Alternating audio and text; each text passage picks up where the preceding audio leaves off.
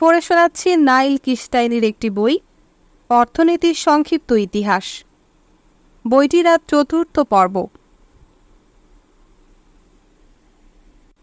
অধ্যায় ১০, দুনিয়ার মজদুর এক হও।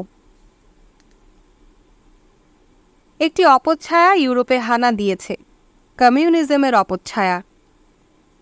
কমিউনিস্ট ম্যানিফেস্টোর প্রথম বাক্যটি ছিল এটি, যা লেখা হয়েছিল ১৯বিংশ শতকের মাঝামাঝি, এবং এটি সম্ভবত পৃথিবীর সর্বকালের সবচেয়ে বিখ্যাত রাজনৈতিক পুস্তিকা।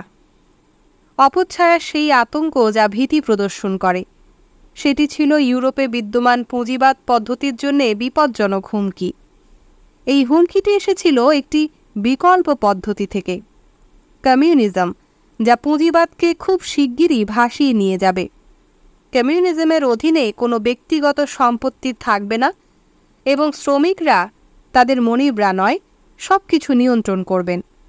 এই শব্দগুলো লিখেছিলেন দুইজন জার্মান ব্যক্তি, কার্ল মার্কস ১৮১৮ থেকে ১৮৮৩, দার্শনিক, ইতিহাসবিদ এবং অর্থনীতিবিদ এবং ইতিহাসের সবচেয়ে বিখ্যাত একজন বিপ্লবী চরিত্র, এবং তার বন্ধু ফ্রিডরিক এঙ্গেলস ১৮২০ থেকে ১৮৯৫। মার্কসকে কেউ কেউ একজন প্রজ্ঞাবান সামাজিক স্বপ্নদ্রষ্টা হিসাবে স্মরণ করেন, একজন মহান চিন্তাবিদ যিনি ভবিষ্যৎকে যেভাবে দেখেছিলেন সেভাবে আর কেউ কখনো দেখতে পাননি। আর অন্যদের কাছে তিনি ইতিহাসের সেই খলনায়ক যিনি অর্থনীতিকে খুবই বিপজ্জনক একটি পথে নিয়ে গিয়েছিলেন। মার্কস ১৮৪৮ সালে পুঁজিবাদের সমাপ্তি সম্বন্ধে তার সতর্কবাণী ঘোষণা করেছিলেন, যখন ইউরোপীয় জাতিগুলোকে মনে হয়েছিল তারা একটি গভীর খাদে নিমজ্জিত হতে যাচ্ছে। ফ্রান্সে ১৭৮৯ সালের বিপ্লব বিলুপ্ত করার পর আবার রাজতন্ত্র ফিরে এসেছিল। সেখানে মানুষ আরও একবার তাদের রাজাকে নিয়ে ক্ষুব্ধ হয়েছিলেন। যখন মার্কস তার এই ইশতেহার প্রকাশ করছিলেন, তখন প্রতিবাদী আন্দোলনের অগ্ন্যুৎপাত হয়েছিল প্যারিসে। প্রতিবাদীরা ব্যারিকেড দিয়ে সৈন্যদের সঙ্গে যুদ্ধ করেছিলেন রাস্তায় রাস্তায়। এই সংগ্রামে অংশ নিতে মার্কস সেখানে ছুটে গিয়েছিলেন, কিন্তু তার সেখানে পৌঁছানোর আগেই দেশ ছেড়ে রাজা পালিয়ে গিয়েছিলেন এবং আবার প্রজাতন্ত্র প্রতিষ্ঠা করা হয়েছিল। স্লোগান মুখর জনগণ বিপ্লবীদের অভিনন্দন জানাতে শহরের নানা চত্বর প্লাবিত করেছিল। মার্কসের এই উত্তেজনার কারণ তার ইশতেহারের বিখ্যাত সূচনা বাক্যের পরেই আসা কয়েকটি বাক্যে সুস্পষ্ট হয়েছিল, যেখানে তিনি বলেছিলেন, আজ অবধি অস্তিত্ব ছিল এমন সব সমাজের ইতিহাস হচ্ছে শ্রেণী সংগ্রামের ইতিহাস। এই বাক্যটি দ্বারা তিনি বোঝাতে চেয়েছিলেন, ইতিহাস হচ্ছে দ্বন্দ্ব আর সংঘর্ষের, যে দ্বন্দ্ব ধনী আর গরিবের মধ্যে, মনিব আর শ্রমিকের মধ্যে। মার্কস বিশ্বাস করেছিলেন তিনি প্যারিসে সেই ঐতিহাসিক সংগ্রামটি তার চোখের সামনেই ঘটতে দেখছেন। তিনি ভবিষ্যৎবাণী করেছিলেন, পুঁজিবাদী মনিবদের অর্থাৎ বুর্জোয়াজি একদিন উৎখাত করবে শ্রমিকরা, প্রলেতারিয়েত। তিনি আশা করেছিলেন প্যারিসের এই অভ্যুত্থানটি এই প্রক্রিয়াটিরই সূচনা করবে। কিন্তু কয়েক মাস পরেই ইউরোপের বিপ্লবগুলোর প্রজ্বলিত আগুন দুর্বলভাবে খানিক জ্বলে নিঃশেষ হয়ে গিয়েছিল। মনে হয়েছিল পুঁজিবাদের মৃত্যু হওয়ার প্রক্রিয়াটি অনেক দীর্ঘমেয়াদী একটি প্রক্রিয়া হবে। মার্কস ব্রিটেনে আশ্রয় নিয়েছিলেন। ইউরোপীয় পরাশক্তিগুলোর মধ্যে অবশিষ্ট দেশগুলোর মধ্যে একটি দেশ ব্রিটেন, যে দেশটি বিপ্লবী আর ঝামেলাপূর্ণ লেখার কারণে তাকে কখনো বহিষ্কার করেনি। লন্ডনে তিনি প্রবাসী বিপ্লবীদের একটি চক্রের নেতায় পরিণত হয়েছিলেন। লম্বা দাড়ি, লোমশ হাত সহ তার ভীতিকর একটি চাহনি ছিল এবং সব ধরনের নির্বুদ্ধিতা উন্মোচন করতে তিনি তার বিস্ময়কর বিস্তৃতির পড়াশোনা আর শিক্ষা ব্যবহার করেছিলেন। মাঝে মাঝেই তিনি তার সহবিপ্লবীদের সবার সামনে গালমন্দ করতেন। তিনি বিখ্যাত আর প্রভাবশালী ব্যক্তিদের তিরস্কার করতে ভালোবাসতেন। তিনি বলেছিলেন, ব্রিটিশ দার্শনিক জেরেমি বেনথাম এতই শুষ্ক আর ক্লান্তিকর যে তার জিহ্বা নিশ্চয়ই চামড়ায় তৈরি ছিল। তিনি ব্রিটিশ প্রধানমন্ত্রী লর্ড রাসেলকে বিকৃত বামন বলেছিলেন। লন্ডনে থাকার সময় তিনি অর্থনীতি নিয়ে গভীরভাবে অধ্যয়ন শুরু করেছিলেন, যার পরিণতি ছিল একটি সুবিশাল বই, যেখানে তিনি পুঁজিবাদের একটি সম্পূর্ণ তত্ত্ব প্রস্তাবনা করতে চেষ্টা করেছিলেন। কাজটি করতে তাকে বহু বছর ব্যয় করতে হয়েছিল। তার অবিশ্বাস্য মাত্রার প্রাণশক্তি আর ধৈর্য ছিল। আবার সেই সঙ্গে কোনো কিছু অসমাপ্ত আর অগোছালো করে রাখারও প্রবণতা ছিল। প্রায়ই দোকানিদের অপরিশোধিত বিল হাতে নিয়ে তার দরজা ধাক্কাতে দেখা যেত তাকে। তার স্ত্রী এবং শিশুরা নিয়মিতভাবেই অসুস্থ থাকতেন। একবার তার একটি মেয়ে মারা গিয়েছিলেন। কফিন কেনার জন্যে তিনি প্রতিবেশীর কাছ থেকে 2 পাউন্ড ধার করেছিলেন। প্রায়শই ব্রিটিশ মিউজিয়ামের রিডিং রুমে তিনি আশ্রয় নিতেন, যেখানে তিনি ইতিহাস আর অর্থনীতির বহু কঠিন বই গোগ্রাসে গিলেছিলেন। তিনি যখন বাসায় ফিরতেন তখন তার হাতে থাকত একগাদা নোট এবং সারা রাত জেগে তিনি লিখতেন। একটা পর একটা চুরুট পান করতেন।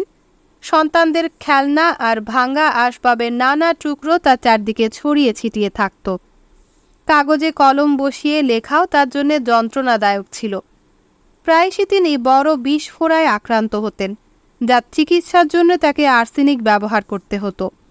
অবশেষে 1860-এর দশকের শেষে শুরু করার পর প্রায় 20 বছর পর তিনি তার বইয়ের প্রথম খণ্ড সমাপ্ত করেছিলেন। বিষণ্ণ হয়ে বলেছিলেন, এটি শেষ করতে তিনি তার নিজের স্বাস্থ্য, সুখ আর পরিবারকে বিসর্জন দিয়েছেন। এই বইটির শেষ পাতাগুলো যখন লিখেছিলেন তখন তিনি কেবল দাঁড়িয়েই লিখতে পারতেন, কারণ তার বিষফোঁড়াগুলো বেশ তীব্রভাবে প্রদাহের সৃষ্টি করেছিল। যখন তিনি শেষ করেছিলেন তিনি বলেছিলেন, আমি আশা করি বুর্জোয়াজিরা তাদের মৃত্যুর দিন অবধি আমার এই বিষফোঁড়ার কথা মনে রাখবে। ইউটোপিয়ান চিন্তাবিদরা, যাদের সঙ্গে আমরা এর আগে পরিচিত হয়েছিলাম, বলেছিলেন পুঁজিবাদ মানব সমাজকে বিষাক্ত করে তুলেছে। তাদের মতো মার্কস বিশ্বাস করতেন মানবতার জন্য একটি নতুন সমাজ দরকার, যেখানে তারা সত্যিকারভাবে সমৃদ্ধি লাভ করতে পারবে। কিন্তু তার মতে ইউটোপিয়ানরা নির্বোধের মতো ভেবেছিল যে মানুষের দয়াশীলতাই এমন কোনো পরিবর্তন নিয়ে আসতে পারে। এর পরিবর্তে মার্কস বিশ্বাস করতেন পুঁজিবাদ নিজেই এর মধ্যে একটি নতুন সমাজ সৃষ্টির বীজ ধারণ করে আছে। তিনি বলেছিলেন, ইতিহাস ধারাবাহিকভাবে বেশ কিছু অর্থনৈতিক পদ্ধতি উদ্ভাবন করেছে। পুঁজিবাদের আগে অর্থনীতি পরিচালিত সামন্ততান্ত্রিক পদ্ধতিতে। তখন কোনো কারখানা মালিক পুঁজিপতি ছিলেন না, শুধু ক্ষুদ্র ব্যবসায়ী, কারিগররা, কৃষক এবং অভিজাত শ্রেণী। পুঁজিবাদের উদ্ভব হয়েছে যখন ক্ষমতাবান ব্যক্তিরা ভূমি দখল করে এবং সেখানে কারখানা স্থাপন করেছিলেন এবং কৃষক আর কারিগররা পুঁজিপতিদের বেতনভুক্ত শ্রমিক বা কর্মচারীতে পরিণত হয়েছিলেন। একটি সময় পুঁজিবাদ নিজেই প্রতিস্থাপিত হবে, কারণ যেভাবে পুঁজিপতিরা মুনাফা উপার্জন করে থাকেন। পুঁজিপতিরা কাঁচামাল যেমন কাপড়, বোতাম, সুতা ইত্যাদি ক্রয় করেন পণ্যদ্রব্য অর্থাৎ শার্ট তৈরি করতে, যে পণ্যটি পরবর্তীতে তারা মুনাফা সহ বিক্রি করে। এই মুনাফাটি আসছে কোথা থেকে? এটি বুঝতে হলে আপনাকে প্রথমে অর্থনৈতিক মূল্য আসছে কোথা থেকে সেটি লক্ষ্য করতে হবে। অ্যাডাম স্মিথ আর ডেভিড রিকার্ডোর মতো মার্কস বলেছিলেন, কোনো একটি দ্রব্যের মূল্য হচ্ছে এটি নির্মাণ করতে যে পরিমাণ শ্রম ব্যবহার করা হয়েছে। এটি পরিচিত লেবার থিওরি অফ ভ্যালু বা শ্রমের মূল্যতত্ত্ব হিসেবে। যদি একটি শার্ট বানাতে 30 মিনিটের শ্রমের প্রয়োজন হয়, তাহলে এটির মূল্য সেই পরিমাণ শ্রম। স্মিথ ও রিকার্ডোর মতো মার্কস আরও বিশ্বাস করতেন শ্রমিকরা মজুরি পায় ঠিক ততটুকু যতটুকু তাদের ন্যূনতম চাহিদা মেটাতে পারে, সর্বনিম্ন পরিমাণ খাদ্য আর বস্ত্র। ধরুন 5 ঘন্টা পরিশ্রম করার পর শ্রমিকরা যথেষ্ট পরিমাণ শার্ট বানায় তাদের নিতান্ত প্রাণ ধারণ উপযোগী মজুরি আয় করার জন্যে। এটি হচ্ছে সেই মজুরি যা দিয়ে পুঁজিপতিরা তাদের নিয়োগ করেন। যদি শ্রমিকের কাজের সময় বা শিফট 12 ঘন্টা দীর্ঘ হয়, তাহলে শ্রমিকদের ন্যূনতম মজুরি উপার্জন করা সেই 5 ঘন্টার ওপরে এখানে অতিরিক্ত 7 ঘন্টা আছে। তাহলে সেই সারপ্লাস ভ্যালু বা উদ্বৃত্ত মূল্যের কি হয়, যা সেই অতিরিক্ত 7 ঘন্টায় বানানো শার্টগুলো বিক্রি করার মাধ্যমে উপার্জিত হয়েছে? এটি পুঁজিপতিদের কাছে যায় মুনাফা হিসেবে। এই উদ্বৃত্তই পুঁজিপতিদের সুযোগ দেয় আরও বেশি যন্ত্র কিনতে ও পুঁজি সঞ্চয় করতে, যা অর্থনীতিকে আরও বিশাল করে তোলে। পুঁজিপতিরা শ্রমিকদের শোষণ করেন সেই অর্থে যে তাদের আরও কঠোর আর দীর্ঘ সময় ধরে কাজ করানোর মাধ্যমে যতটা সম্ভব ততটা উদ্বৃত্ত মূল্য তারা বের করে আনতে চান। শ্রমিকরা চান একটি অপেক্ষাকৃত কম দীর্ঘ কাজের সময় এবং উচ্চতর মজুরি। শ্রমিকদের মধ্যে দ্বন্দ্ব মজুরি নিম্নমুখী করে, কারণ যাদের চাকরি আছে তারা অন্য কারো কাছে সেই চাকরি হারাবার সার্বক্ষণিক একটি হুমকির মধ্যে থাকেন। প্রলেতারিয়াতদের জন্য ভবিষ্যৎ আশাহীন ও অন্ধকারাচ্ছন্ন। পুঁজিবাদ একটি শ্রমিকের জীবনকেই শুধু কঠোর পরিশ্রমের জীবনে রূপান্তরিত করে না, এটি শ্রমিকের শিশু আর স্ত্রীকেও পুঁজির বিশাল যন্ত্রের চাকার নিচে টেনে নিয়ে যায়। মার্কসের জন্য বুর্জোয়া আর প্রলেতারিয়েতদের মধ্যে সংঘর্ষ পুঁজিবাদের একটি গভীর স্ববিরোধিতা। ক্রমবর্ধিষ্ণু হারে আরও বেশি শ্রমিকদের নিষ্পেষণ করার মাধ্যমে পুঁজিপতিরা তাদের মুনাফা রক্ষা করার চেষ্টা করেন, আর শ্রমিকরা ক্রমেই অর্থনৈতিক লভ্যাংশে ক্রমশ ক্ষুদ্রতর অংশ পেতে থাকে। একটি পর্যায়ে আসলেই তাদের আর কোনো টাকা থাকে না সেই সব দ্রব্যগুলো ক্রয় করার জন্য যা কারখানাগুলো উৎপাদন করছে, এবং পুঁজিপতিরা আবিষ্কার করেন যে তারা তাদের দ্রব্যগুলো বিক্রি করতে পারছেন না। এদিকে শ্রমিকরা আরও দুর্দশাগ্রস্ত আর অসন্তুষ্ট হয়ে পড়েন এবং একসময় পুরো পদ্ধতিটি ধসে পড়ে। শ্রমিকরা বিদ্রোহ করবে, কারখানা বা শস্যক্ষেত দখল করবে এবং একটি কমিউনিস্ট সমাজ গঠন করবে, যা শ্রমিকদের এই শোষণের সমাপ্তি ঘটাবে। আর এর কারণ সেখানে কোনো ব্যক্তিগত সম্পত্তি থাকবে না। একটি চুল্লি অথবা ক্রেন কোনো নির্দিষ্ট পুঁজিপতির সম্পত্তি নয়, এটির মালিক হবে সমাজ। কোনো পুঁজিপতি মনিব কর্তৃক তাদের বেতন দেওয়ার পরিবর্তে বেঁচে থাকার জন্যে যা দরকার সেটি মানুষকে দেওয়া হবে। কমিউনিজম সমাজের পরস্পর বিরতিহীনভাবেই দ্বন্দ্বরত বিভিন্ন শ্রেণীগুলোকে বিলুপ্ত করবে। তাহলে মার্কস বিশ্বাস করতেন পুঁজিবাদ মানে সারাক্ষণ সংঘর্ষ আর টানাপোড়েন। এখানে অ্যাডাম স্মিথের কোনো অদৃশ্য হাতের অস্তিত্ব নেই যার মাধ্যমে অর্থ উপার্জন সংহতিপূর্ণ একটি সমাজ সৃষ্টি করে। পুঁজিবাদের অধীনে পুঁজিপতিরা উৎপাদনের উপায়গুলোর মালিক। দ্রব্য উৎপাদন করাই পুঁজিপতির দরকার। এখানে শ্রমিকরা তাদের শ্রম ছাড়া আর কোনো কিছুরই মালিক নয়। সামন্ততান্ত্রিক সমাজে তাদের ভূস্বামীদের সঙ্গে চিরকালীন শৃঙ্খলে আবদ্ধ কৃষকদের ব্যতিক্রম। যে কারো জন্যে কাজ করতে শ্রমিকরা স্বাধীন, কিন্তু সম্পদ বলতে তাদের কাছে শুধু শ্রম। সুতরাং তাদের একটিমাত্র বিকল্প হচ্ছে কোনো পুঁজিপতির জন্যে শ্রম দেওয়া এবং পুঁজিপতির স্বার্থে শোষিত হওয়া। পুঁজিপতিরা তাদের পুঁজি গড়ে তুলতে পারেন এবং ধনী হতে পারেন, কারণ দেশের আইন আর রাজনৈতিক পদ্ধতি তাদের পুঁজির মালিক হতে এবং শ্রমিকদের সৃষ্ট উদ্বৃত্ত মূল্যটিকে মুনাফা হিসাবে তাদের কাছে রেখে দেওয়ার অনুমতি দেয়। গতানুগতিক অর্থনীতিতে, যা পুঁজিবাদকে মূলত সব ধরনের সংঘর্ষ থেকে মুক্ত দেখে থাকে, সেখানে শুধু কিছু দ্রব্যের সংগ্রহ হিসাবে পুঁজিকে দেখা হয়। এটি দালান, কনভেয়ার বেল্ট, কড়া তার তাঁত, যা ব্যবহার করে কোনো দ্রব্য উৎপাদন করা হয়। মার্কসের কাছে পুঁজি এর চেয়ে আরও বেশি কিছু ছিল, বিশেষ করে পুঁজির ক্ষমতা সংক্রান্ত। সমাজের একটি শ্রেণী বিভাজনের ওপর পুঁজি নির্ভরশীল, যাদের সম্পদ আছে আর যাদের সম্পদ নেই। পুঁজিবাদের সৃষ্টির সঙ্গে সংশ্লিষ্ট সেই মানুষগুলো যাদের সম্পদ আছে তারাই সব ক্ষমতা কুক্ষিগত করে। পুঁজিবাদের বাস্তবতা বোঝার জন্যে এই বিষয়টি বোঝা খুব জরুরি। সে কারণেই মার্কস তার বিশাল বইটির সংক্ষিপ্ত একটি নাম দিয়েছিলেন ক্যাপিটাল বা পুঁজি। মার্কসের ধারণাগুলোই পরে একটি বিশ্ব দৃষ্টিভঙ্গিতে আরও বিস্তারিত হয়েছিল, যা মার্কসবাদ নামে পরিচিত, যে ধারণাটি বিংশ শতাব্দীর সবচেয়ে প্রভাবশালী একটি রাজনৈতিক আন্দোলনে রূপান্তরিত হয়েছিল। তিনি মারা যাওয়ার বহুদিন পর রাশিয়া, হাঙ্গেরি, পোল্যান্ড, চীন এবং অন্য বেশ কিছু দেশে কমিউনিস্ট অর্থনৈতিক পদ্ধতি প্রতিষ্ঠিত হয়েছিল।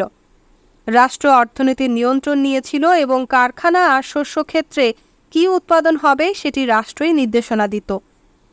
প্রথমে দ্রুত শিল্পায়ন হয়েছিল, কিন্তু কমিউনিস্ট দেশগুলোয় মানুষ প্রায়শই দৈনন্দিন নানা সমস্যায় ভুগছেন, আর তাদের মধ্যে সবচেয়ে হতভাগ্যদের লেবার ক্যাম্পে প্রচণ্ড পরিশ্রম করতে হয়েছে অথবা কখনো অনাহারে ভুগতে হয়েছে। এত বেশি সংখ্যক কারখানা ব্যবস্থাপনা করার রাষ্ট্রীয় কাজটি একসময় অত্যন্ত জটিল একটি কাজ হিসেবে প্রমাণিত হয়েছিল। উৎপাদনকারীরা ক্রমশ অদক্ষ হয়ে উঠেছিল, আর নতুন পদ্ধতি উন্নয়ন আর দ্রব্য পরিকল্পনায় গতিহীনতা সৃষ্টি হয়েছিল। বহু কমিউনিস্ট দেশে, যেমন ইউরোপের সেই রাষ্ট্রগুলোয় পুরোপুরিভাবে অর্থনীতি ভেঙে পড়েছিল এবং কমিউনিজম ধসে পড়েছিল। পরবর্তী অর্থনীতিবিদরা মার্ক্সের বহু ধারণার বিরোধিতা করেছিলেন। আমরা পরের অধ্যায়ে যেমন দেখব, তারা মূল্যে শ্রমতত্ত্ব ধারণাটিকে খণ্ডন করেছিলেন এবং একটি ভিন্ন তত্ত্ব দিয়ে সেটি প্রতিস্থাপিত করেছিলেন। সমালোচকরা আরও বলেছিলেন, সত্যিকারের কমিউনিস্ট সমাজগুলোর ব্যর্থতাই মার্ক্সকে ভুল প্রমাণিত করেছে। তবে তার তত্ত্বগুলো যতটা না সংশ্লিষ্ট ছিল কমিউনিজমের ভবিষ্যৎ নিয়ে খুঁটিনাটি বিষয়ে, তার চেয়ে এটি বেশি বক্তব্য রেখেছিল পুঁজিবাদের অভ্যন্তরীণ টানাপোড়েন নিয়ে। প্রায়শই বলা হয়, কমিউনিস্ট দেশগুলোর কোনোটাই মার্ক্স যেভাবে কল্পনা করেছিলেন সেই পদ্ধতি প্রতিষ্ঠিত করতে পারেনি, এবং নিষ্ঠুর কমিউনিস্ট নেতাদের কর্মকাণ্ড দেখলে তিনি আসলেই আতঙ্কিত হতেন, যারা তাদের জনগণের জীবনকে কঠোর নিরস একঘেয়ে পরিশ্রমের জীবনে রূপান্তরিত করেছিলেন, এবং তাদের পদ্ধতি নিয়ে প্রশ্ন করে এমন যে কাউকে হত্যা করতে যারা ইতস্তত বোধ করেননি। এছাড়াও মার্ক্স বলেছিলেন, সমাজগুলো শুধু তখনই সফলভাবে কমিউনিস্ট পদ্ধতি প্রতিষ্ঠা করতে পারবে যখন সেখানে পুঁজিবাদী অর্থনীতি সুবিকশিত হবে। কিন্তু প্রথম কমিউনিস্ট বিপ্লব এসেছিল রাশিয়ায় বিংশ শতাব্দীর শুরুতে, যেখানে অর্থনীতি মূলত ছিল রুগ্ন আর কৃষি নির্ভর। অবশ্যই মার্ক্স যে পুঁজিবাদী পদ্ধতির কথা বলেছিলেন সেটি সে ধরনের ছিল না। ঊনবিংশ শতাব্দীতে যখন সব কিছু এভাবেই চলছিল, তখন অনেকে, যদিও তারা দরিদ্রদের দুর্দশা নিয়ে চিন্তিত ছিলেন, পুরো পদ্ধতিটিকে উৎখাত করার কথা ভাবেননি। তারা ভেবেছিলেন পুঁজিবাদকে আরও দয়াশীল করে তোলা যেতে পারে। বহু দেশেই ভোটের অধিকার ধনীদের থেকে শ্রমিক অবধি সম্প্রসারিত করা হয়েছিল, আর সে কারণেই শ্রমিকরা সমাজে প্রভাব রাখার একটি নতুন সুযোগ অর্জন করেছিল। গরিবদের ওপর পুঁজিবাদের নিষ্ঠুর পরিণতিগুলোর পরিমাণ লঘু করতে সরকারগুলো চেষ্টা করেছিল। বিংশ শতাব্দীর শুরুতে ফ্রান্স, ডেনমার্ক আর অন্য দেশগুলো বেকারদের জন্যে বিশেষ ভাতার ব্যবস্থা করেছিল। ঊনবিংশ শতকের শুরুর দিক থেকে জার্মান রাষ্ট্রগুলো সর্বসাধারণের জন্য শিক্ষার ব্যবস্থা নিশ্চিত করার সরকারি উদ্যোগে নেতৃত্ব দিয়েছিল। যুক্তরাষ্ট্র, ফ্রান্স আর ব্রিটেন এই নীতি অনুসরণ করতে শুরু করেছিল। ধীরে ধীরে এইসব দেশে সরকার শিশুশ্রম নিষিদ্ধ করেছিল।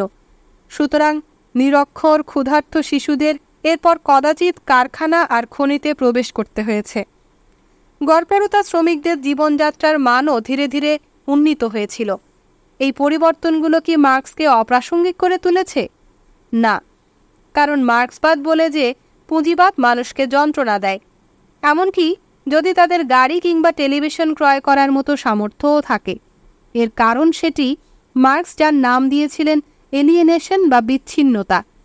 তিনি বিশ্বাস করতেন যে পুঁজিবাদের অধীনে শ্রমিকরা একটি দানবীয় যন্ত্রের কক বা ক্ষুদ্র যন্ত্রাংশে পরিণত হয়।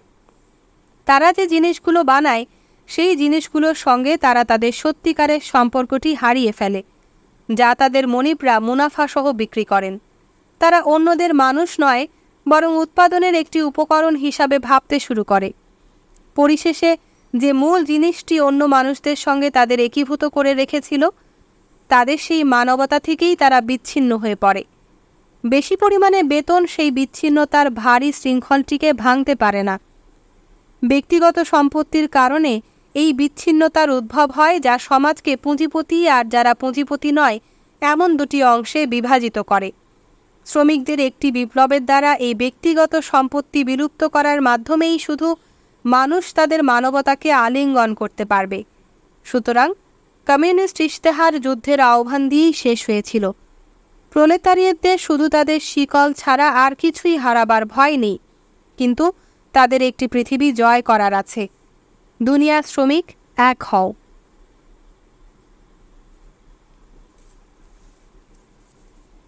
অধ্যায় 11, একটি নিখুঁত ভারসাম্য। এক বোতল শ্যাম্পেনের দাম কেন এত বেশি?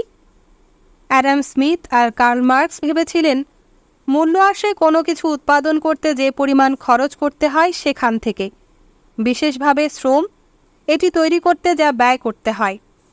কিন্তু এক বোতল শ্যাম্পেন যা বোতল প্রতি ৩০০ পাউন্ডে বিক্রি হচ্ছে, সেটি বানাতে কিন্তু এর কাছাকাছি পরিমাণ কিছু খরচ হচ্ছে না। এটি মূল্যবান কারণ মানুষ এটি খুবই পছন্দ করে। শ্যাম্পেন তাদের অনেক বেশি পরিমাণে তৃপ্তি, সন্তুষ্টি অথবা সুখ প্রদান করে। ইতিমধ্যে আমরা সেই ধনী পুঁজিপতিদের কাহিনী এবং তাদের পরিশ্রান্ত শ্রমিকদের কথা খানিকটা শুনেছি, যারা তাদের কারখানায় নিরন্তর পরিশ্রম করে যাচ্ছেন। কিন্তু সেই মানুষগুলো যারা এই দ্রব্যগুলো ক্রয় করছেন, তাদের সম্বন্ধে আমরা কতটুকু জানি? তারা এই দ্রব্যগুলো থেকে সন্তুষ্টি পান। শুধু শ্যাম্পেন থেকেই না, বাসনকোসন, টুপি, কোট ইত্যাদি জিনিস থেকেও। অর্থনীতি নিয়ে আমরা যেভাবে চিন্তা করি, সেখানে নিশ্চয়ই এই বিষয়টি গুরুত্বপূর্ণ হওয়া উচিত। ব্রিটিশ অর্থনীতিবিদ উইলিয়াম জেভন্স 1835 থেকে 1882 এমনটাই ভেবেছিলেন। তিনি ছিলেন প্রথম বিখ্যাত কোনো অর্থনীতিবিদ যিনি অর্থনীতিতে ডিগ্রি নেওয়ার জন্য পড়েছিলেন অন্য চিন্তাবিদদের সেই গতানুগতিক পথের বিপরীতে, যারা ল্যাটিন আর প্রাচীন গ্রিক নিয়ে অধ্যয়ন করার পর অর্থনীতি নিয়ে ভেবেছিলেন। জেভন্স মার্জিনাল ইউটিলিটি বা প্রান্তিক উপযোগ ধারণাটি উদ্ভাবন করেছিলেন। কল্পনা করুন, একটি টফি খাচ্ছেন, আপনার খুব ভালো লাগছে। এটি খাওয়ার মাধ্যমে আপনি বেশ পরিমাণ সন্তুষ্টি বা যেভাবে অর্থনীতিবিদরা বলেন ইউটিলিটি পাচ্ছেন। কিন্তু যখন আপনি আরও টফি খাবেন, অতিরিক্ত একটি টফি থেকে যে আনন্দ আপনি পাবেন সেটি আর আগের পরিমাণে হবে না। 10ম টফিটা ভালোই, কিন্তু এটি প্রথমটির মতো অত ভালো লাগবে না। 15টি টফি খাবার পর আপনি ক্লান্ত অনুভব করতে শুরু করবেন এবং 20তম টফি হয়তো আপনাকে কোনো আনন্দই দেবে না। অতিরিক্ত একটি টফি থেকে পাওয়া আনন্দই হচ্ছে এর মার্জিনাল ইউটিলিটি বা প্রান্তিক উপযোগ। মার্জিন মানে কোনো কিছু সীমানা বা প্রান্ত। টফিগুলো থেকে পাওয়া আপনার ইউটিলিটি বা উপযোগের প্রান্ত হচ্ছে শেষ যে টফিটি আপনি খেয়েছেন সেটির ইউটিলিটি বা উপযোগ। আর যখন আপনি আরও বেশি পরিমাণে ভোগ করবেন, তখন প্রান্তিক উপযোগের এভাবে কমে যেতে থাকাটি পরিচিত principal of diminishing marginal utility অর্থাৎ ক্ষয়িষ্ণু প্রান্তিক উপযোগের মূলনীতি। প্রান্তিক উপযোগের ধারণাটি অর্থনীতির গুরুত্বপূর্ণ ধারণাগুলোর একটি। কিভাবে মানুষ তাদের অর্থ ব্যয় করে থাকে সেটি ব্যাখ্যা করতেই জেভন্স এটি ব্যবহার করেছিলেন।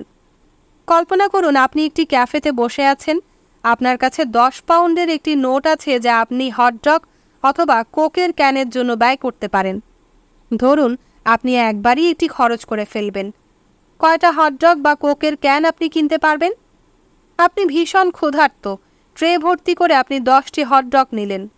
কিন্তু আপনি খুব দ্রুত অনুভব করতে পারবেন যে যদিও আপনি ক্ষুধার্ত, তাহলেও বোকার মতো কাজ হবে যদি আপনি শুধু হটডগই কেনেন। যদি আপনি 10টি হটডগ কেনেন, তাহলে 10ম হটডগটির প্রান্তিক উপযোগ হবে খুব অল্প। এটি হচ্ছে অর্থনীতিবিদদের নিজস্ব কায়দায় বলা যে যদি আপনি 10টি হটডগ খান, নিশ্চয়ই আপনার শরীর খারাপ করবে। আপনার ট্রের ওপর কোনো কোকের ক্যান নেই, সুতরাং সেখানে একটি কোক ক্যান যুক্ত করলে এটির প্রান্তিক উপযোগ হবে বেশ উচ্চ মাত্রার। আপনার 10ম হটডগটি না কিনে বরং 1 ক্যান কোক কেনা উচিত, কারণ হটডগের চেয়ে এটি আপনার উপযোগে বাড়তি কিছু যুক্ত করছে। সুতরাং ট্রে থেকে একটি হটডগ সরিয়ে সেখানে আপনি একটি কোকের ক্যান যুক্ত করলেন। কিন্তু মূল্য পরিশোধ করতে যাবার আগে আবার একটু ভাবুন। সম্ভাবনা আছে যে দ্বিতীয় একটি কোকের ক্যান 9ম হটডগের তুলনায় বেশি প্রান্তিক উপযোগ যুক্ত করবে। আরও একটি হটডগ সরিয়ে রাখুন, দ্বিতীয় একটি কোক ক্যান যোগ করুন। যখন আপনি কোকের ক্যান সংখ্যা বাড়াচ্ছেন আর হটডগের সংখ্যা কমাচ্ছেন, তখন কোক ক্যানের প্রান্তিক উপযোগ কমে যাচ্ছে, কারণ এখন সেখানে এটি একাধিক পরিমাণে আছে। আর হটডগের প্রান্তিক উপযোগ বৃদ্ধি পাচ্ছে, কারণ তাদের সংখ্যা এখন আগের চেয়ে কম।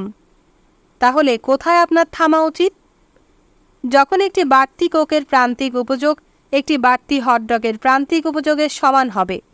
যেহেতু আপনি ক্ষুধার্ত হটডগ প্রেমী, এটি আপনার জন্য হতে পারে 7টি হটডগ আর 3 ক্যান কোক। আমার জন্যে ক্ষুধার্ত হওয়ার চেয়ে বেশি তৃষ্ণার্ত এটি এর বিপরীত হতে পারে। মূল বিষয়টি হচ্ছে ওই সব প্রান্তিক উপযোগের মধ্যে সঠিক একটি ভারসাম্য সৃষ্টি করা। একবার যখন আপনি এই সঠিক ভাগটি বুঝে যাবেন, তখন আপনি সেগুলোর মূল্য পরিশোধ করতে এগিয়ে যান। এখন আপনি হয়তো চিন্তা করবেন, একটু থামুন দয়া করে, যখন আমি কোনো কিছু কিনি তখন এভাবে চিন্তার ধাপগুলো অতিক্রম করি না। আমি এমনকি এই মার্জিনাল ইউটিলিটি সম্বন্ধে কিছুই জানতাম না এর আগে। যদি আপনি কোনো ক্যাফেতে কাউকে এভাবে চিন্তা করার মাধ্যমে হটডগ আর কোকের ক্যান কিনতে দেখেন, আপনার কাছে তাকে খানিকটা অদ্ভুত কিছু মনে হতে পারে।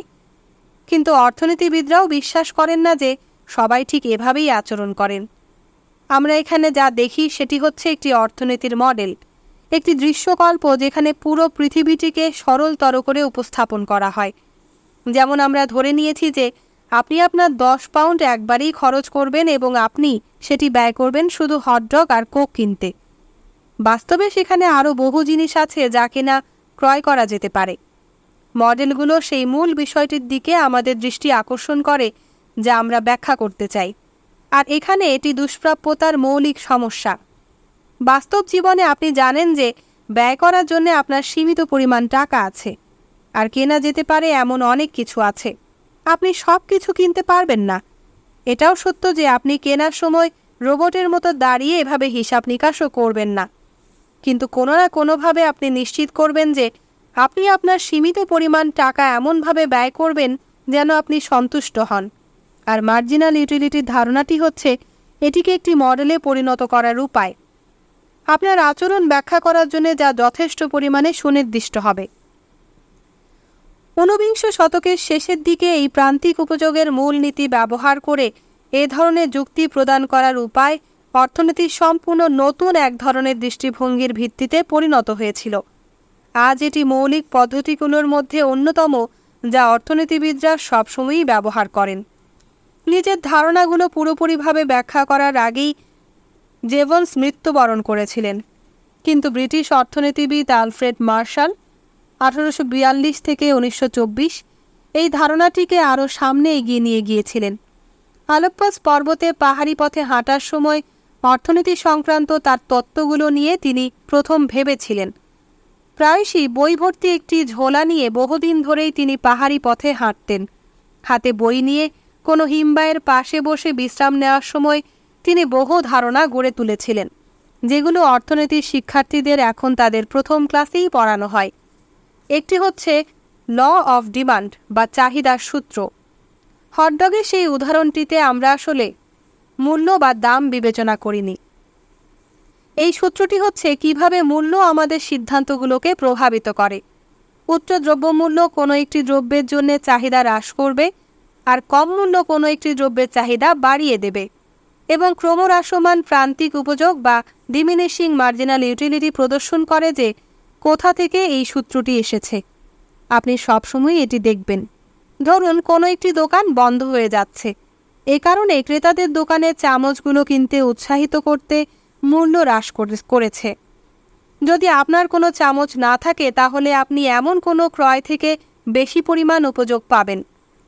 আপনি হয়তো এটির জন্য 4 পাউন্ড খরচ করতে রাজি হবেন। দ্বিতীয় চামচটি আপনাকে প্রথম চামচ অপেক্ষা কম উপযোগ দেবে, সুতরাং আপনি হয়তো সেটির জন্য 3 পাউন্ড খরচ করতে রাজি আছেন। তাহলে 10ম চামচের ব্যাপারে কি হবে? আপনি হয়তো মাত্র 1 পাউন্ড খরচ করবেন। আপনি অনেকগুলো চামচ কিনবেন যখন তাদের দাম কম, কিন্তু যখন সেগুলোর দাম বেশি আপনি হয়তো একটি বা দুটি কিনবেন। আপনি আপনার প্রান্তিক উপযোগ সেই দ্রব্যটির জন্য যে পরিমাণ মূল্য আপনাকে পরিশোধ করতে হবে তার সঙ্গে তুলনামূলক একটি বিশ্লেষণ করবেন। এই প্রান্তিক মূলনীতি শুধু আমরা কিভাবে আমাদের টাকা খরচ করি সেটা ব্যাখ্যা করতেই ব্যবহৃত হয় না। এছাড়াও ফার্ম বা উৎপাদনকারী প্রতিষ্ঠানগুলো কী করে সেটি ব্যাখ্যা করতেও ব্যবহার করা হয়ে থাকে। একটি প্রতিষ্ঠান আরও একটি চামচ তৈরি করবে যদি সেটি বিক্রি করার মাধ্যমে প্রাপ্ত অতিরিক্ত আয় বা মার্জিনাল রেভিনিউ এটি বানাতে যা খরচ হয় তার চেয়ে বেশি হয়, মার্জিনাল কস্ট। যতই এটি আরও বেশি চামচ তৈরি করবে ততই আরও একটা বাড়তি চামচ তৈরি করতে এর আরও বেশি খরচ করতে হবে। এর কারণ যখন কারখানা বেশি শ্রমিকদের নিয়োগ দেয়, প্রতিটি অতিরিক্ত শ্রমিক উৎপাদনে অপেক্ষাকৃত কম মূল্য যোগ করে তাতে আগের শ্রমিকের তুলনায়। কল্পনা করুন একটি কারখানা যেখানে মাত্র একজন শ্রমিক কাজ করে, সেখানে আরও একজোড়া হাত ভাড়া করলে উৎপাদন গুরুত্বপূর্ণ পরিমাণে বাড়ানো সম্ভব হবে। কিন্তু যখন কোনো কারখানায় ইতিমধ্যে 1000 শ্রমিক কাজ করছেন, সেখানে বাড়তি কোনো একজনকে ভাড়া করলে উৎপাদন বৃদ্ধির পরিমাণ অনেক কম হবে। কারখানাটি বহু চামচ তৈরি করবে যদি তাদের মূল্য যথেষ্ট পরিমাণে বেশি হয়, যা এই উচ্চমূল্য উৎপাদনের খরচ মেটাতে পারে। উচ্চমূল্য কারখানাগুলো থেকে বেশি সরবরাহ নিশ্চিত করবে এবং কম মূল্য কম সরবরাহ। মার্শাল ভোক্তা আর উৎপাদনকারী প্রতিষ্ঠানকে তার যোগান আর চাহিদার অর্থাৎ theory of supply and demand তত্ত্বে সংযুক্ত করেছিলেন। অর্থনীতিতে সবচেয়ে বিখ্যাত ধারণাগুলোর মধ্যে এটি অন্যতম। একটি ডিমান্ড কার্ভ বা চাহিদা রেখা পরিমাণের সঙ্গে মূল্যকে যুক্ত করে, যা মানুষ চায়। এটিকে কোনো একটি গ্রাফের রেখা হিসাবে কল্পনা করুন যে চামচের সংখ্যার রেখাটি যাচ্ছে নিচ দিয়ে আর তাদের মূল্যের রেখাটি যাচ্ছে উপরে এর পাশ দিয়ে। এমন গ্রাফে চাহিদা রেখাটি নিচের দিকে ঢালু হয়ে আসবে যখন এর মূল্য কমবে এবং মানুষ আরও বেশি চাইবে। একটি সাপ্লাই কার্ভ বা যোগান রেখা কোনো দ্রব্যের মূল্যের সঙ্গে কারখানা সেই দ্রব্যটি কী পরিমাণে উৎপাদন করবে সেটিকে যুক্ত করে। যোগান রেখার ঢালটি উপরের দিকে যখন দাম বাড়তে থাকে, কারখানা আরও আগ্রহী হয় বেশি সংখ্যক চামচ বানাতে, কারণ উচ্চমূল্য উৎপাদন করার বাড়তি খরচ মেটাবে। তাহলে চামচের মূল্য নির্ধারণ করবে কি, যোগান না চাহিদা? এটি অনেকটা সেই প্রশ্ন জিজ্ঞাসা করার মতো, কাঁচি দিয়ে কোনো কাগজ কাটার সময় এর দুই বাহু বা ফলার কোনটি কাগজ কাটে? দুটোই একত্রে কোনো জিনিসের মূল্য নির্ধারণ করে।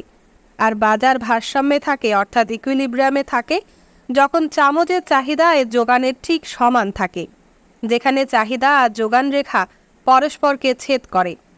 ভারসাম্য হচ্ছে সেই বিন্দু যেখানে বাজার অবশেষে পৌঁছায়। এটি ঘটে যখন মূল্য একটি নির্দিষ্ট পর্যায়ে থাকে, অর্থাৎ যেখানে কারখানা একই সংখ্যক চামচ উৎপাদন করতে চায় যা ভোক্তারা কিনতে চায়। মাঝে মাঝে ভারসাম্যে পরিবর্তন হয়। ধরুন একটি বাহারি কারুকাজ করা চামচ হঠাৎ করে ফ্যাশন দুরস্ত হয়ে উঠল। এগুলোর জন্য চাহিদা বাড়তে শুরু করে, আর সেই সঙ্গে ভারসাম্য মূল্যটিও পরিবর্তিত হয়, কারণ সেই বাড়তি যোগান সরবরাহ করতে কারখানার আরও উচ্চ মূল্য দরকার হয়, যা দিয়ে তারা বাড়তি উৎপাদন খরচটা মেটাতে পারে। একটি সময় এই উচ্চ মূল্য হয়তো অন্য ব্যবসায়ীদের উৎসাহিত করে নতুন চামচ ফ্যাক্টরি নির্মাণ করতে। পরিণতিতে সরবরাহ বাড়বে এবং দাম কমতে শুরু করবে। যোগান আর চাহিদা প্রায় সব বাজারের ক্ষেত্রেই প্রয়োগ করা হয়েছে, গম থেকে হীরা থেকে বাড়ি। অর্থনীতির এটি সবচেয়ে মৌলিক একটি উপকরণ। প্রতিযোগিতা হচ্ছে আরেকটি ধারণা যা অর্থনীতিবিদরা প্রায়শই ব্যবহার করেন। অ্যাডাম স্মিথকে বিষয়টি বেশ আগ্রহী করেছিল। মার্শাল এবং তার সহযোগীরা এটিকে একটি মডেলে রূপান্তরিত করেছিলেন। সাগর তীরের একটি বাজারে কয়েক ডজন ম্যাকারেল মৎস্যজীবী তাদের মাছ বিক্রি করছেন। একটি ম্যাকারেলের দাম ধরুন 2 পাউন্ড, আর এই মূল্যটি এসেছে যোগান ও চাহিদা থেকে। এই প্রতিযোগিতার গুরুত্বপূর্ণ একটি বৈশিষ্ট্য হচ্ছে কোনো ক্রেতা বা বিক্রেতারই এই বাজারটিকে প্রভাবিত করার ক্ষমতা নেই। যদি একজন মৎস্যজীবী আপনাকে একই রকম একটি ম্যাকারেল বিক্রি করার প্রস্তাব করে 3 পাউন্ড দিয়ে, আপনি সেক্ষেত্রে সেই মাছটি এর চেয়ে 1 পাউন্ড কম দামে আরেকজনের কাছ থেকে কিনে নিতে পারেন। আর আপনি যদি 1 পাউন্ড দিয়ে সেটি কিনতে চান, তাহলে বিক্রেতা আপনার বদলে আরেকজন ক্রেতাকে খুঁজে নেবেন। কোনো একক ক্রেতা অথবা বিক্রেতা এই বাজারে মূল্য পরিবর্তন করতে পারবে না। অর্থনীতিবিদরা একে বলেন নিখুঁত প্রতিযোগিতা, পারফেক্ট কম্পিটিশন। কেউই খুব বেশি মাত্রায় মুনাফা করতে পারবেন না, কারণ প্রতিযোগিতা মূল্য নিয়ন্ত্রণে রাখবে, বাড়তে দেবে না। ভোক্তারা যা চাইছেন সেটি তারা কম মূল্যে পাবেন। জেভান্স আর মার্শালের আগে অর্থনীতিবিদরা মানুষদের বরং বেশ বর্ণিল বিচিত্র চরিত্র হিসাবে কল্পনা করেছিলেন। অ্যাডাম স্মিথের প্রতিযোগিতার সংস্করণে ব্যবসায়ীরা তাদের জন্য সর্বোচ্চ মুনাফা নিশ্চিত করার প্রচেষ্টায় দর কষাকষি করে আর ছল চাতুরির আশ্রয় নেয়। ম্যালথাসের গরিবরা খরগোশের মতোই বংশ বিস্তার করে। নতুন অর্থনীতিবিদরা একটি নতুন চরিত্রকে কেন্দ্রীয় মঞ্চে উপস্থাপন করেছিলেন, র্যাশনাল ইকোনমিক ম্যান বা যুক্তিবাদী অর্থনৈতিক মানুষ, যে ব্যক্তি মার্জিনাল কস্ট এবং মার্জিনাল বেনিফিট বিবেচনা করে সিদ্ধান্ত নেয়, যেমন একটি চামচের উপযোগের সঙ্গে এর মূল্যের তুলনা করে। অর্থনীতিকে দেখা হয়েছে সেই সব ঠান্ডা মাথার মানুষ দিয়ে পূর্ণ একটি পরিস্থিতি হিসাবে, যেখানে তারা এইসব হিসাব নিকাশ নিখুঁতভাবে করতে পারেন। এই ধরনের অর্থনীতি দেখতে প্রশান্ত এবং সংহতিপূর্ণ মনে হয়। আগের অর্থনীতিবিদরা এটি যেভাবে দেখেছিলেন তা থেকে খুবই ভিন্ন। মার্কসের কাছে পুঁজিবাদ হচ্ছে মূলত পুঁজিপতিদের দ্বারা শ্রমিকদের শোষণ। শ্রমিকরা কোনো দ্রব্যে বাড়তি অর্থনৈতিক মূল্য যোগ করে, কিন্তু পুঁজিপতিরা এটির সিংহভাগ নিয়ে নেয় তাদের মুনাফা হিসাবে। যৌক্তিক অর্থনৈতিক মানুষের জগতে সেখানে শুধু বহু মানুষ আছেন যারা জিনিসপত্র ক্রয় বিক্রয় করছেন। এখানে কোনো শোষণ বলে কিছু নেই। আপনি এমনকি মার্জিনাল মূলনীতি ব্যবহার করে সিদ্ধান্ত নিতে পারেন কতটুকু আপনি কাজ করবেন। একটি বাড়তি ঘন্টার অবসর থেকে আপনার প্রান্তিক উপযোগ লক্ষ্য করে ফুটবল খেলা অথবা সিনেমা দেখা, এবং সেটিকে প্রস্তাবিত বেতনের সঙ্গে তুলনা করে দেখতে পারেন। আপনি যদি 1 ঘন্টা ফুটবল খেলা থেকে অনেক বেশি উপযোগ পান, তাহলে আপনি কাজ না করার সিদ্ধান্ত নিতে পারেন, যদি না আপনাকে যে বেতন প্রস্তাব করা হচ্ছে সেটি খুব বেশি হয়। আর কোনো নিষ্ঠুর পুঁজিপতি আপনার সময় নিয়ন্ত্রণ করতে পারে না। মার্শালের এই অর্থনীতি পরিচিতি পেয়েছিল নিও ক্লাসিক্যাল অর্থনীতি নামে। এটি স্মিথ আর রিকার্ডোর ক্লাসিক অর্থনীতির একটি হালনাগাদকৃত সংস্করণ ছিল। ক্লাসিক্যাল অর্থনীতি ছিল কিভাবে বাজার অর্থনীতিকে চালিত করে এবং এটিকে সমৃদ্ধ করে তোলে। নিও ক্লাসিক্যাল অর্থনীতি হচ্ছে কিভাবে যৌক্তিক মানুষ এই বাজারটির চালিকা শক্তি হিসাবে কাজ করে। এটি মূল্যের চূড়ান্ত পরিমাপে অনুসন্ধান, যেমন শ্রম কিংবা স্বর্ণ, পরিত্যাগ করেছিল। মূল্য হচ্ছে শুধু কোনো কিছুর দাম যা আসে যোগান আর চাহিদা থেকে। 1 বোতল দুর্লভ মদের দাম অনেক, কারণ এর সরবরাহ সীমিত এবং চাহিদা অনেক বেশি। 19বিংশ শতাব্দীর চাপগুলো কমে এলে চিন্তা করার এই নতুন উপায়গুলোর আবির্ভাব ঘটেছিল। শিল্প বিপ্লব লেস বনেট আর চীনামাটির পাত্র সাধারণ ভোক্তাদের ক্রয় ক্ষমতার সীমায় নিয়ে এসেছিল, এবং অর্থনীতির উপরিপৃষ্ঠের নিচে থাকা টানাপোড়েনটি ওইসব চাপগুলো যা নিয়ে মার্কস খুব চিন্তিত ছিলেন সেগুলো একপাশে সরিয়ে রাখা সম্ভব হয়েছিল। সেই র্যাশনাল ইকোনমিক ম্যান যে কিনা নিখুঁতভাবে এই মার্জিনালের অন্য মার্জিনালে ভারসাম্য করতে পারেন, সেটি কিভাবে মানুষ আচরণ করে সেই বিষয়ে অর্থনীতিবিদদের মূল তত্ত্বে রূপান্তরিত হয়েছিল। কেউ কেউ অভিযোগ করেছেন যে এটি পুরোপুরিভাবেই অবাস্তব একটি ধারণা। অর্থনীতিবিদরা কি কখনো আসল মানুষদের সঙ্গে সাক্ষাৎ করেছেন? সমালোচকরা জিজ্ঞাসা করেছিলেন, সব তত্ত্বকেই সরলীকরণ করতে হবে। প্রশ্নটি হচ্ছে, এই সরলীকরণে আমরা কতদূর অগ্রসর হতে পারব? যেমন আমরা পরে দেখব, কিছু অর্থনীতিবিদ ভেবেছিলেন র্যাশনাল ইকোনমিক ম্যানের ধারণাটাও আসলে এক ধাপ অগ্রসর একটি পদক্ষেপ ছিল।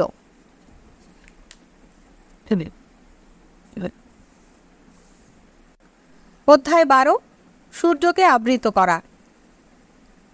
1840-এর দশকে মোমবাতি প্রস্তুতকারকরা লিখেছেন এমন দাবি করে একজন অর্থনীতিবিদ ফরাসি সংসদে একটি ঠাট্টার চিঠি পাঠিয়েছিলেন। চিঠিতে মোমবাতি নির্মাতারা অভিযোগ করেছিলেন তাদের ব্যবসা ভয়ানকভাবে ক্ষতিগ্রস্ত হচ্ছে একটি প্রতিদ্বন্দ্বীর সঙ্গে প্রতিযোগিতার কারণে, যে প্রতিযোগীটি বাজার সয়লাভ করে দিয়েছে প্রায় বিনামূল্যে আলো সরবরাহ করে। আর এই ভয়ঙ্কর প্রতিদ্বন্দ্বীটিকে যে তাদের ব্যবসায় ধস নামিয়ে দিয়েছে, সেটি হচ্ছে সূর্য। মোমবাতির কারিগররা সংসদের কাছে আহ্বান জানিয়েছেন এমন একটি আইন পাশ করতে যা সব জানালা বন্ধ আর পর্দা টানানো এবং সব ছিদ্র আবৃত করার নির্দেশনা দেবে, যেন সূর্যের আলো কোনো ঘরের ভেতরে প্রবেশ না করতে পারে। তারা দাবি করেছিলেন এমন কোনো আইন শুধু মোমবাতি তৈরির কারখানাগুলোকে রক্ষা করতে পারবে এবং ফ্রান্সকে সমৃদ্ধশালী করে তুলতে পারবে। এই চিঠির লেখক সেই সব ব্যবসায়ীদের নিয়ে ঠাট্টা করছিলেন যারা বিদেশি দ্রব্যের সঙ্গে তাদের উৎপাদিত দ্রব্যের প্রতিযোগিতা নিয়ে প্রায় বিরতিহীনভাবে অভিযোগ করতেন, যদিও তারা চেষ্টা করেন এমন যুক্তি উপস্থাপন করতে যে এটি সামগ্রিকভাবে তাদের দেশের জন্য মঙ্গলজনক, কিন্তু তাদের একমাত্র উদ্দেশ্য তাদের নিজস্ব প্রতিষ্ঠানগুলোর জন্য সুবিধা নিশ্চিত করা। আজও আমরা বিদেশি পণ্যের সঙ্গে দেশীয় পণ্যের প্রতিযোগিতা নিয়ে বহু অভিযোগের কথা শুনি, যেমন যখন আমেরিকা আর যুক্তরাজ্যের ইস্পাত নির্মাতারা আমদানি করা শুল চীনা ইস্পাত নিয়ে ক্ষুব্ধ অভিযোগ করেন, যা তাদের দেশগুলোয় অপেক্ষাকৃত কম দামে বিক্রি করা হচ্ছে। অ্যাডাম স্মিথের পরে অর্থনীতিবিদরা দেশগুলোকে পরস্পরের সঙ্গে স্বাধীনভাবে বাণিজ্য করার অনুমতি দেওয়ার গুরুত্বটি অনুধাবন করেছিলেন। মুক্ত বাণিজ্য মানে উৎস নির্বিশেষে সব পণ্যের সঙ্গে একইভাবে আচরণ করা হবে। ভারতের সস্তা কাপড় ব্রিটেনে নিষিদ্ধ নয় অথবা এর আমদানি বা বিক্রি কোনোভাবে সীমাবদ্ধ নয়। ব্রিটিশ ভোক্তাদের তাদের পছন্দ মতো যে কোনো ধরনের কাপড় কেনার স্বাধীনতা থাকবে এবং যদি ঘটনাক্রমে ভারতীয় কাপড় সস্তা হয়ে থাকে তাহলে ভোক্তারা ব্রিটিশ কাপড়ের বদলে ভারতীয় কাপড় কিনবেন। ব্রিটিশ অর্থনীতিবিদ ডেভিড রিকার্ডো আসলে প্রথমবারের মতো মুক্ত বাণিজ্যের সমর্থনে মূল অর্থনৈতিক যুক্তিটি নিখুঁত করেছিলেন। তিনি বলেছিলেন যে দেশ যে পণ্য কম খরচে উৎপাদন করতে সক্ষম সেই পণ্যগুলো উৎপাদনে তাদের আরও বিশেষায়িত হয়ে ওঠা এবং তারপর অন্য দেশের সঙ্গে বাণিজ্য করা উচিত। সব দেশই এমন পরিস্থিতিতে লাভবান হবে। কিন্তু ঊনবিংশ শতকে তখনও কিছু অর্থনীতিবিদ ছিলেন যারা হয়তো মোমবাতি প্রস্তুতকারকদের সঙ্গে সহানুভূতি বোধ করতে পারতেন, এমনকি যদিও তারা সূর্যের আলোর ওপর নিষেধাজ্ঞা আরোপ করার কোনো চেষ্টা করতে রাজি হতেন না। তারা মনে করতেন মুক্ত বাণিজ্য কোনো দেশকে সমৃদ্ধশালী করতে পারে, এটি সবসময় সত্য নয়, কখনো এটি এর বিপরীতটাও করতে পারে। এই অর্থনীতিবিদদের মধ্যে একজন ছিলেন ফ্রেডরিক লিস্ট, 1789 থেকে 1846। তিনি মুক্ত বাণিজ্যের ধারণায় বিশ্বাসী হয়ে যাত্রা শুরু করেছিলেন। 1820 সালে তিনি যুক্তরাষ্ট্রে ভ্রমণ করেছিলেন।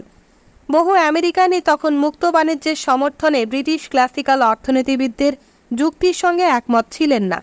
তারা দাবি করেছিলেন যে আমেরিকার নতুন সমাজের জন্য নতুন ধরনের একটি অর্থনীতির প্রয়োজন যা ব্রিটেনের পুরনো সমাজ থেকে ভিন্ন।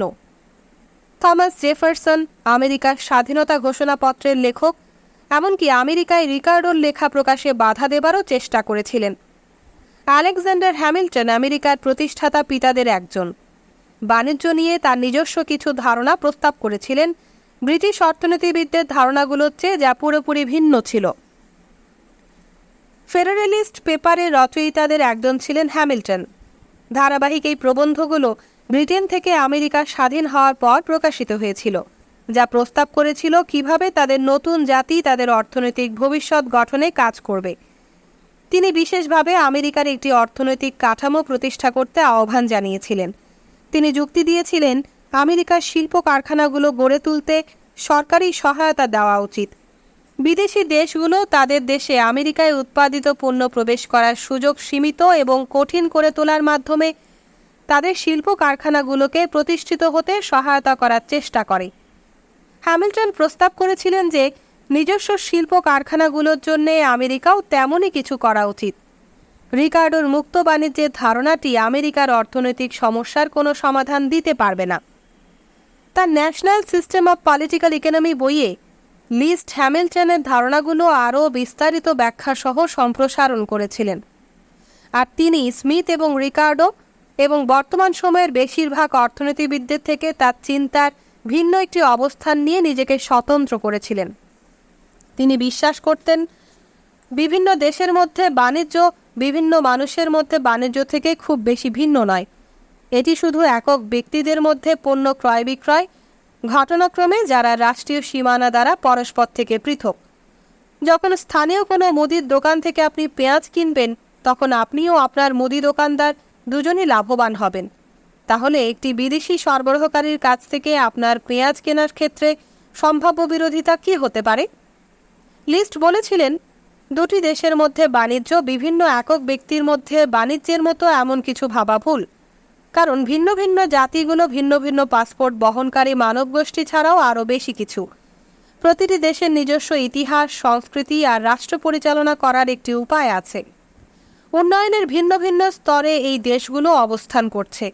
কিছু দেশ অগ্রসর শিল্প নির্ভর সমাজ আর কিছু এখনও মূলত কৃষি নির্ভর। লিস্টের সময় ব্রিটেন তখন সমৃদ্ধির পথে, শিল্প বিপ্লবের পর্ব অতিক্রম করে এটি অর্থনৈতিকভাবে আমেরিকা, ফ্রান্স আর জার্মানির চেয়ে আরও সামনে এগিয়ে গিয়েছিল।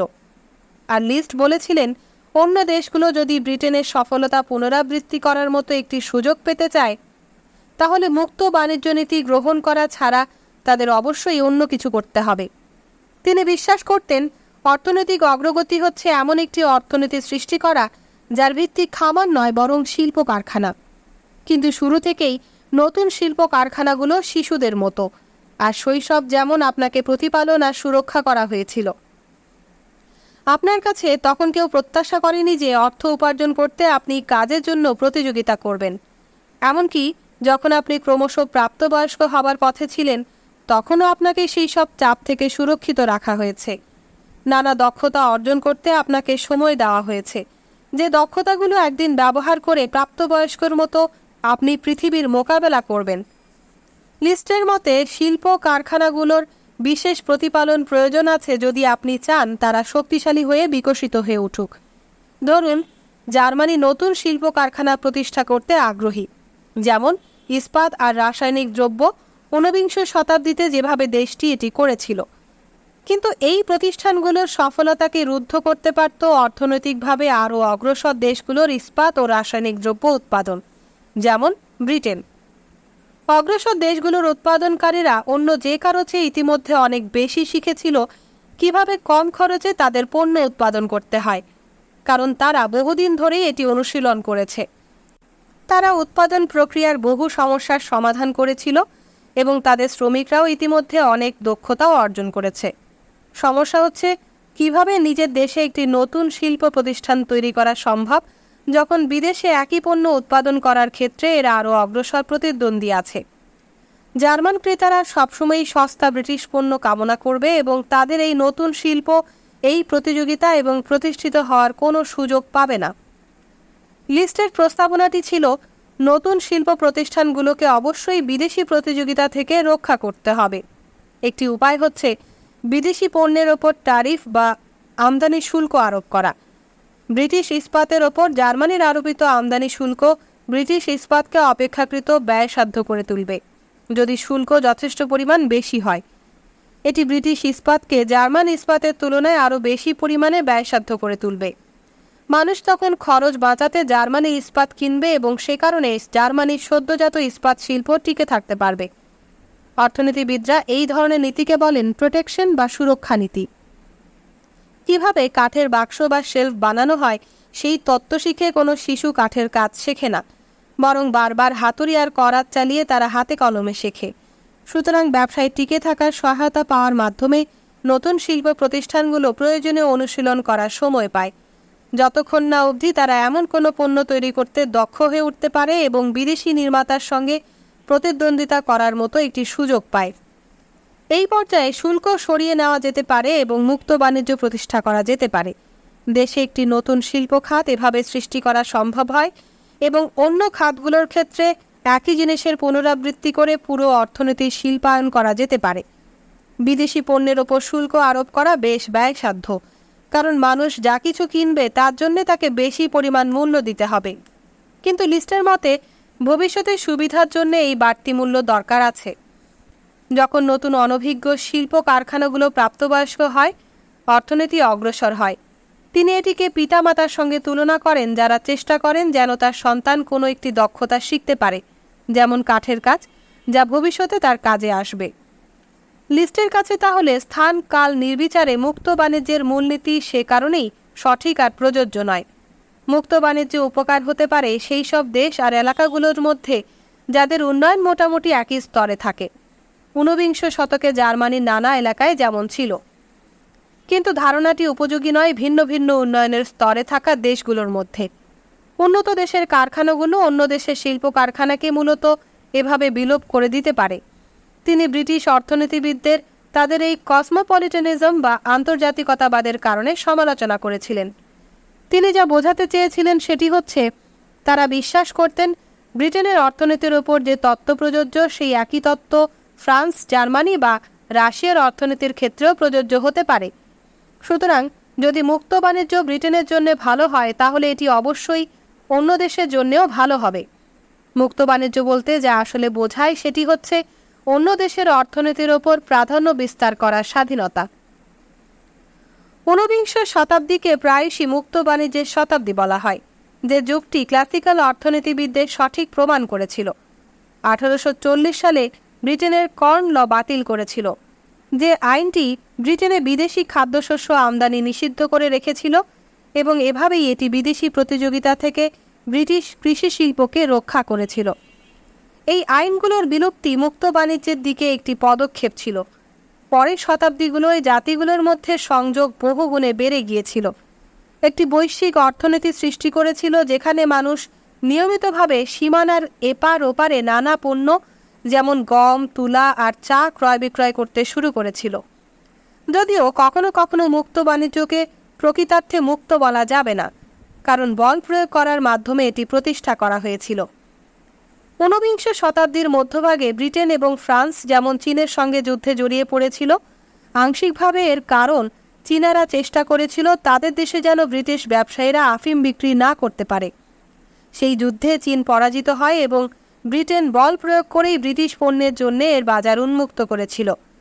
মুক্ত বাণিজ্য নিয়ে রিকার্ডো দৃষ্টিভঙ্গি থেকে এটি খুবই ভিন্ন ছিল, যা মূলত বিভিন্ন জাতিগুলোর মধ্যে সম্পূর্ণ স্বেচ্ছায় পণ্য বিনিময়ের ধারণা ছিল এবং মুক্ত বাণিজ্য অভিমুখে এই পদক্ষেপ সত্ত্বেও যথেষ্ট পরিমাণ সুরক্ষা অবশিষ্ট ছিল।